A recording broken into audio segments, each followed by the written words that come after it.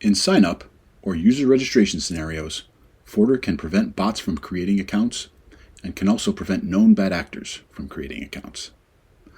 Let's see what that looks like. As a consumer, I've arrived at the Summit Gear website, and I've decided that I want to sign up for a Summit Gear account so that I can take advantage of the coupon that's being offered for new users. Awesome. I can see as an end user that I've successfully created a new account, and I can see my coupon code as well. What's happened here on the back end is that the Summit Gear web application has sent my user context and registration information to Forder, and Forder has responded with an approve recommendation.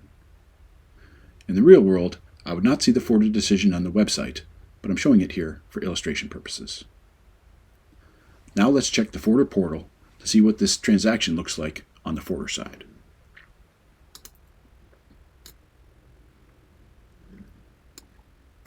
I can see the transaction in the Forder portal, and I can see that the transaction was approved. Now let's go back to the website and try another user registration. This time, we'll pretend that it's a fraudster who's attempting to register.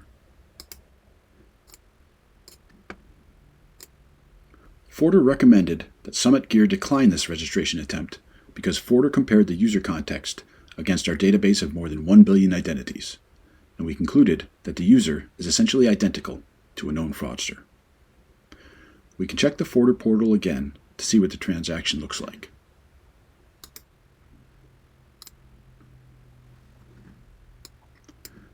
We can see that Forder declined the transaction. In a real transaction, Forder would provide a decision reason for this transaction. And you would, of course, be able to run reporting and track KPIs on all of these transactions. Finally, it's worth noting that while this last example was a good example of Forder preventing a registration attempt by a human being, we can also block registration attempts by bots. I hope these examples have given you a good idea as to how Forder can be a powerful tool in protecting the integrity of your user accounts.